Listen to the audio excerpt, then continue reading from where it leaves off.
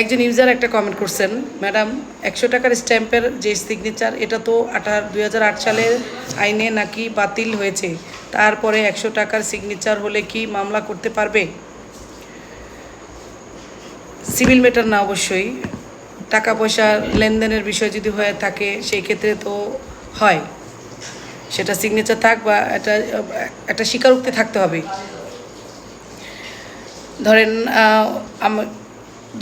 আরও 5 বছর আগে এক লোক আমাকে কল দিল যে ফেসবুকে তার একজনের সাথে পরিচয় হয়, ফ্রেন্ড লাগে, সে তার কাছে 1 লাখ টাকা ধার চাইলো, সে তাকে 1 লাখ টাকা দিল, কিন্তু সে নেয় নাই, সে অন্যজনের অ্যাকাউন্ট দিয়ে সেই টাকাটা নিছে 2 মাসের কথা বললা, কিন্তু সেই টাকাটা তাকে ফেরত দেয় নাই।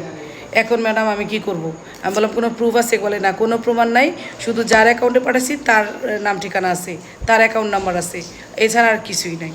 তখন আমি বললাম যে আপনি কোনোভাবে তার কাছ থেকে আদায় করেন যে সে আপনার কাছ থেকে টাকাটা নিছে, এবং আপনি তার কাছে যেভাবে হোক, মেসেজে হোক, ইমোতে হোক, হোয়াটসঅ্যাপে হোক, যেভাবে হোক একটা একটা একটা স্বীকারোক্তি নেন তার কাছ থেকে মেসেজের মাধ্যমে।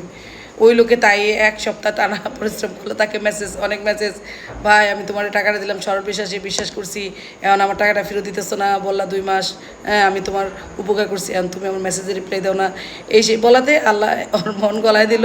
ও বললো ঠিক আছে, আমি সামনের 1 মাসে আমি তোমার 1 মাস পরে আমি তোমার টাকাটা দিয়ে দিব, টেনশন নিও না, তোমার পুরো টাকা আমি ফেরত দেবো। হ্যাঁ, তো যাই হোক পাই গেলাম প্রমাণ। এখন বলতেছে যে খুশিতে ম্যাডাম পাইছি, কিছু কি হইব? আমার তো মনে হয় এটা তো হইব না। আমি দেখি না, আল্লাহ ভরসা নিয়ে আসেন। তখন ওইটা নিয়ে আসলাম, ওই লোকের ঠিকানা মিকানা সব দিল। তো ওরে দিলাম 1 নাম্বার আসামি, আর ওই যে যার অ্যাকাউন্টে টাকাটা গেছে তারে দিছি 2 নাম্বার আসামি।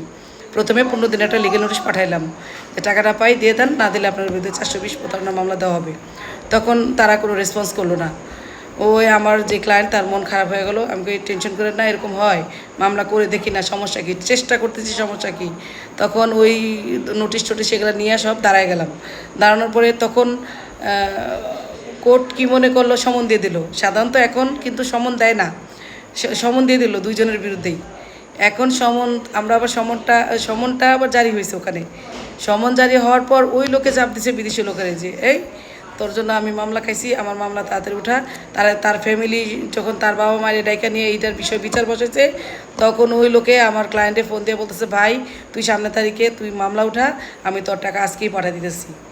দেখেন, মামলায় 2 তারিখও লাগে নাই, 1 তারিখের পরের তারিখেই যায় মামলা তুলে ফেলছে, টাকা পেয়ে গেছে।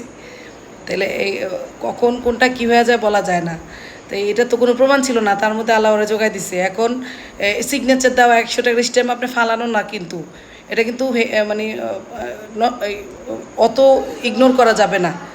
যদি এই ধরনের কোনো কেস হয়ে থাকে আদালতে সাবমিট করেন, আদালতকে ওইভাবে বিশ্বাস দেন যে না, যদি সত্যি হয়ে থাকে, মিথ্যা হলে তো ঝামেলা হবে, যদি সত্যি হয় কোনো না কোনো একটা রাস্তা পেয়ে যাবে।